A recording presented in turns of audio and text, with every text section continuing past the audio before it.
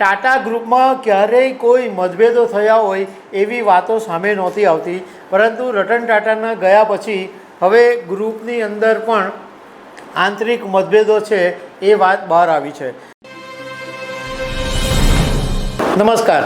દેશના દિગ્ગજ અને સન્માનીય નેતા રતન ટાટાના અવસાન પછી ટાટા ગ્રુપની અંદર હવે આંતરિક મતભેદો ઊભા થયા છે અને એ વાત બહાર આવી છે.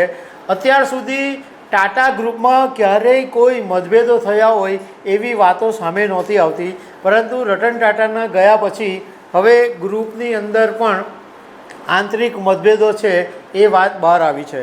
તો એના વિશે તમારી સાથે વાત કરીશ. મારું નામ રાજેશ શાહ છે અને તમે જોઈ રહ્યા છો ગુજરાતના સૌથી મોટા ડિજિટલ ન્યૂઝ પ્લેટફોર્મ ખબર છે .com. રતન ટાટાના અવસાન પછી ટાટા ગ્રુપની અંદર ઘણા બધા બદલાવો થઈ રહ્યા છે. જે બધા બોર્ડ્સ હોય એની અંદર ફેરફારો થઈ રહ્યા છે. તો ટાટા ટ્રસ્ટના ચેરમેન નોએલ ટાટાએ એમની બે દીકરીઓ છે, માયા ટાટા અને લે ટાટા, એ બંનેને ગ્રુપની અંદર મોટી ભૂમિકા આપી છે.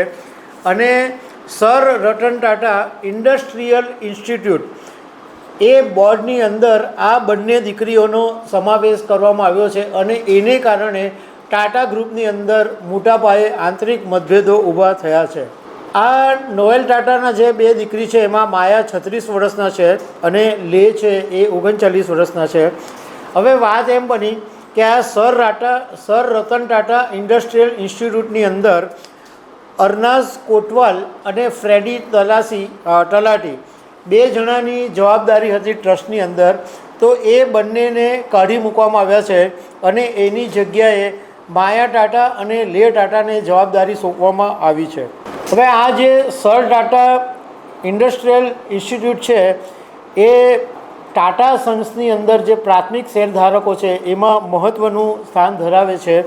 અને વિવાદ એ ઊભો થયો છે કે અરનાઝ કોટવાલ કે જેમનું રાજીનામું લઈ લેવાયું, એમણે જબરજસ્ત અસંતોષ વ્યક્ત કર્યો છે અને એમણે સાથી ટ્રસ્ટોને એક પત્ર લખ્યો છે કે કોઈપણ જાતના કોમ્યુનિકેશન વગર અને કોઈપણ જાતની જાણકારી વગર મને આ ટ્રસ્ટમાંથી મારું રાજીનામું લઈ લેવામાં આવ્યું.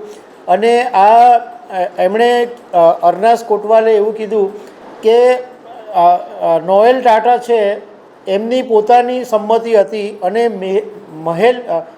મહેલી મિસ્ત્રી છે એને આ આખી પ્રોસેસની અંદર મોટી ભૂમિકા ભજવી છે. અને નવાઈની વાત એ છે કે આ જે અરનાઝ કોટવાલનું રાજીનામું લઈ લેવામાં આવ્યું તો એ થર્ડ પાર્ટીએ રાજીનામું આપ્યું અને એ રીતે એમનું રાજીનામું લઈ લેવામાં આવ્યું. અત્યારે અરનાઝ છે એ દુબઈની અંદર VFS ગ્લોબલ ટ્રસ્ટની સાથે જોડાઈ ગયા છે અને ફ્રેડી તલાટી છે એ નેશનલ સેન્ટર ફોર પરફોર્મિંગ આર્ટ્સની સાથે જોડાઈ ગયા છે. એટલે આને કારણે આ અરદેશ કોટવાલ છે એ મહિલા કર્મચારી હતા અને આ ગ્રુપની અંદર ટ્રસ્ટી તરીકે કામ કરતા હતા, પરંતુ એમની જાણ બહાર જ એમની સાથે કોઈપણ જાતના સંવાદ કર્યા વગર સીધી જ માયા ટાટા અને લે ટાટાની વરણી કરી દેવામાં આવી. એને કારણે ભારે વિવાદ ઊભો થયો છે. હવે આ sir Ratan Tata industrial institute છે એની કામગીરી પણ જાણવા જેવી છે. આ સંસ્થાની સ્થાપના 1928માં નવજભાઈ ટાટા અને સ્ત્રી જરથોસ્તી ગ્રુપ દ્વારા કરવામાં આવી હતી. અને આ સંસ્થાઓ છે એ મહિલા સશક્તિકરણ માટે બહુ મોટું કામ કરે છે. રસોઈ છે, સીવણ છે, ભરતકામ છે, મોન્ટેસરી શિક્ષણ છે, એવા જેવા ક્ષેત્રોની અંદર કૌશલ્ય આધારિત તાલીમ દ્વારા વંચિત મહિલાઓને સશક્તિકરણ પર ધ્યાન આપે છે.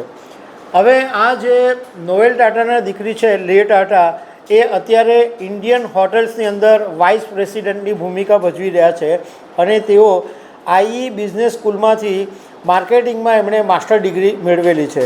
જ્યારે માયા ટાટા છે એ અત્યારે ટાટા ડિજિટલની જવાબદારી સંભાળી રહ્યા છે અને ટાટા કેપિટલની સાથે એમણે એમના લાઈફની કેરિયરની શરૂઆત કરી હતી. તો દર્શક મિત્રો, આવી અનેક વાતો સાથે અમે તમને મળતા રહીશું. Thank you very much.